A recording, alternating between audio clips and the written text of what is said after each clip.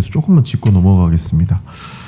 저는 아무리 인사청문회라고 해도 이렇게까지 해야 되나라는 생각이 있습니다. 뭐 전 배우자와 아들 유학비 관련해서도 제가 한 말씀만 드리면, 사실 전 배우자한테 아들 잘 키워줘서 고맙다 해도 모자랄 판에 전화해가지고 잘 키워준 건 고마운데 애 유학비 어떻게 보내는지 좀 달라라고 이야기하는 게 후보자 입장에서는 굉장히 가슴 아픈 일일 수 있다고 보는 것이고, 지금 배우자도 이 TV를 통해서 청문회 장소를 보고 있었는데 계속 전 배우자한테 연락해가지고 아들 문제 가지고 와라라고 이야기하는 것이 우리 사회 통념상으로 저는 이해할 수 있는 것인가? 저는 이해 못하겠습니다. 후보께서는 어떻게 생각하는지 모르겠으나, 그런 상황 속에 중대한 위반 사유가 있다라고 실질적으로 규명이 안 됐다라고 하면 이 시간까지 후보자한테 요청을 할 수 있다고 보나, 저는 굉장히 좀 정치가 이렇게까지 가야 되나라는 생각이 있어서 말씀 안 드릴 수가 없습니다. 후보자께서 혹시 소명하실 수 있겠습니까? 충분히 말씀드린 것 같습니다. 어려운 부분이 있죠. 예. 그리고 배우자가 생활비가 부족해가지고 지금 후보자한테는 말도 못하고 친정에 연락해가지고 생활비를 좀 받았답니다. 사실 한 사람의 가정으로서도 말하기 어려운 부분이 있었을 것이고, 그 부분에 대해서 청문회 장소에서 밝히겠다고 했는데 왜 이제 와서 이야기했냐?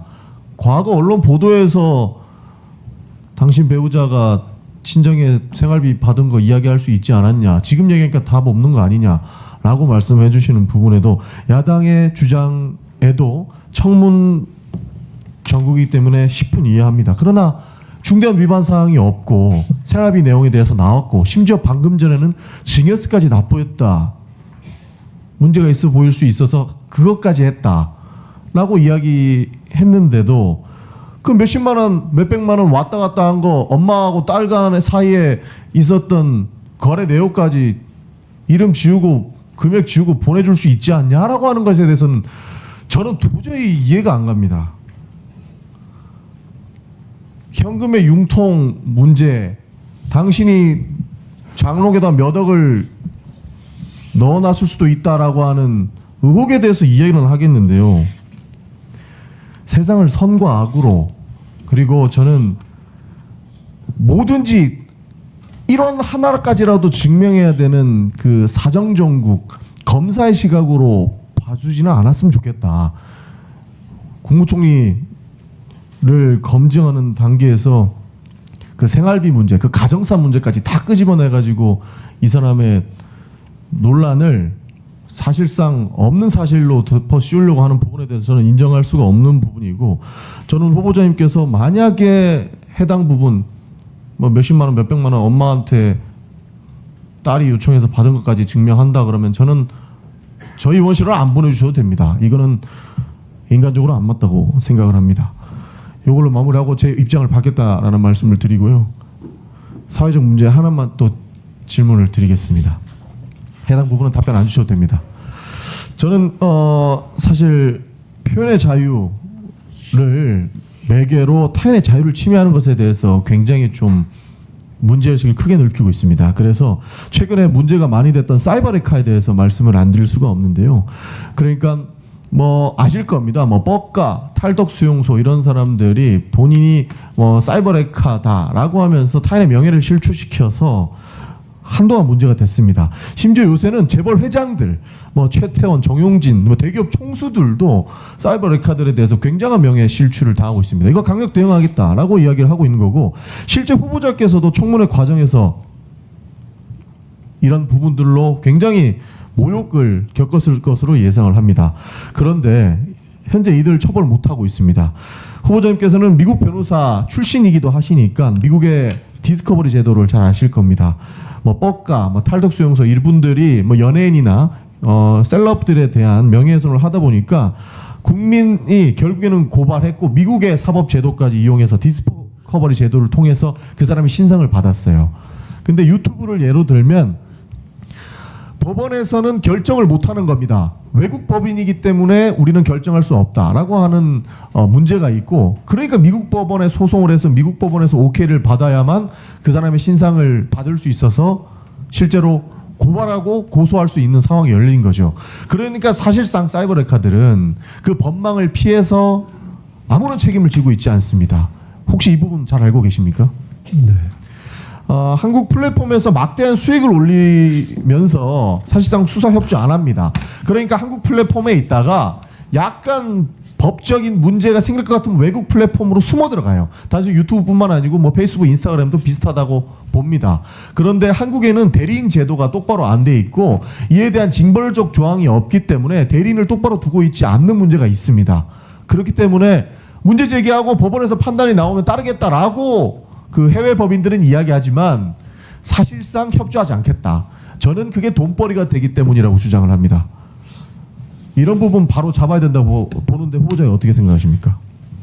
전적으로 공감합니다. 조금 더 자세한 설명은 마지막에 시간을 좀 아끼기 위해 네. 주셔야 되니까 막판에 말씀드리겠습니다. 사실 사이버레카에 대한 처벌 강화, 범죄 수익에 대한 몰수, 징벌적 손해배상 이런 것도 있어야 된다고 이야기를 하고 구태여 미국의 디스커버리 제도까지 이용을 해서 우리가 그 타인의 자유를 훼손했던 사람들에 대해서 책임을 물어야 되나 이렇게 돌아가야 되나라는 문제가 있습니다. 이 부분은 답변을 좀 부탁드리겠습니다. 사이버레카를 포함한 여러 가지 최근의 일종의 각종 미디어 환경이라든가 문명적인 상황에서 일어나는 문제들에 대해서 너무 공감합니다. 그리고 우리 전영기 의원님을 포함해서 우리 당내뿐만 아니라 국회에서 조금 이 문제를 관심 가는 의원님들이 많이 제기해 주셨으면 좋겠다는 생각을 갖고 있고요. 사실은 아까 미국 말씀하셨지만은 제가 미국서 법 공부를 하면서 제일 크게 하나 느꼈던 것이 야, 미국에서는 어떻게 이렇게 명예훼손 특히나 공인에 관련된 것을 이렇게 폭을 넓게 하지 하는 게 참 이해가 안 갈 정도로 그 폭도 넓고 많이 참더라고요. 근데 한국에서는 도저히 용인할 수 없는 수준의 것들을 해서 우리의 상황에도 좀 맞지 않지 않는가라는 생각을 많이 하고 있고 미국도 그것이 변하는 추세인 것 같은데 공인이건 아니면 그러니까 정치적 공인이 아니더라도 또 일반에 있어서도 이렇게 사실과 다르거나 또는 여러 가지 어떤 문제가 되는 이런 것은 조금 환경적으로 바로 잡아야 한다라는 생각을 하고 있습니다. 그러니까 미국의 디스커버리 제도 이용하려면 또 수억대 들어가는 거예요. 돈 없으면 대응 못하는 겁니다. 그러다 보니 본인은 그 유튜브나 이런 온라인 환경에서 굉장한 명예훼손과 모욕을 느껴서 자살을 하는 분들도 계시거든요. 이 부분은 반드시 해결하고 가지 않으면 또 다른 피해 사회적 현상을 낳을 것이다. 저는 이렇게 생각해서 반드시 해결해 주셨으면 좋겠다. 이에 대해서 관심을 가져주시고 네, 국회에서 입법하시는 꼭 그렇게 하겠습니다. 입법 활동하는 것도 좀 도와주시면 감사하겠다는 네. 말씀드리겠습니다. 그리고 한 가지만 장애인 이동권에 대해서 말씀을 안 드릴 수가 없습니다. 제가 국토교통위원회에서 장애인 이동권 관련해서 몇 번 국정감사도 이야기를 했었는데 장애인들 그러니까 와상 장애인들이 비행기 탈 때도 6자리를 예약을 해야 되나 그렇습니다. 4자리인가 6자리인가 그래요. 왜냐하면 누워서 가야 되니까 사실상 의자 6개를 빼야 되는 문제 때문에 현실적인 문제가 있다고 합니다. 뭐 그 부분은 충분히 이해는 하지만 단순히 비행기를 타지 않더라도 지금 사실 전국 장애인 전장현 전국 장애인 차별철폐연대에서 어떻게 보면 불편을 가중시키는 방법이라도 통해서 자신의 이동권을 보장하는 역할들을 하고 계시지 않습니까? 제가 알기로는 후보자께서도 장애인들의 이동권 문제에 대해서 사회적 합의 도출을 위해서 종교계도 방문하시고 실제로 네, 한덕수 전 그렇습니다. 총리도 그렇습니다. 만나 뵙고 하셨는데 이 소회가 남다르실 것 같아요. 어떻게 생각하시는지요? 장애인 이동권 문제를 지금 말씀하신 전장현의 분들이 우리 사회 많은 분들이 생각하기에 방법이 이게 맞나 싶은 상황이 될 만큼 그럼에도 불구하고 절박하게 문제를 제기하는 것이 너무 안타까워서 반드시 풀어야 된다는 생각을 가지고 전임 한덕수 대행께도 몇 번 만나고 찾아가고 우리 사회 각계 종교 지도자들을 만난 적이 있습니다. 우리 사회가 유니버설 디자인 뭐 이런 차원에서 반드시 이것을 풀어야 된다고 보고요. 제가 총리가 되면 작더라도 명확하게 성과를 만들어내겠습니다. 사실 지금 정치권의 논란이 이 장애인분들이 이동권을 요구하면서 하는 행위들이 출근 시간에 바쁜데 왜 이러 계속하냐. 이거 못하게 처벌해야 된다. 이런 식으로 비화돼서 저는 굉장히 무리라고 봅니다. 저도 휠체어를 타고 광화문역을 가봤는데 그 큰 역사에 엘리베이터 하나 있어요. 사실상 이동권이 보장이 안 되는 것을 몸소 체험. 그런 차원에서 이 사람들이 왜 그 사회적 논란에 대해서 초등학생 후보자님 잘 이해를 하고 계시니까 작더라도 최대한의 그 책임을 사회적 책임을 이뤄주실 것을 요청을 드리겠습니다. 네.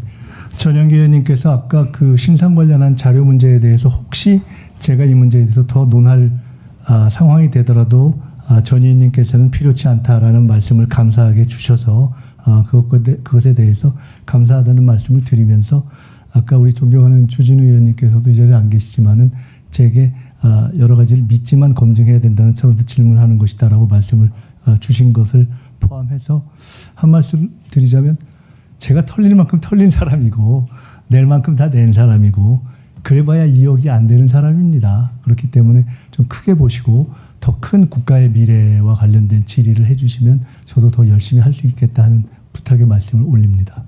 네. 전인기 위원님 수고하셨습니다. 다음 존경하는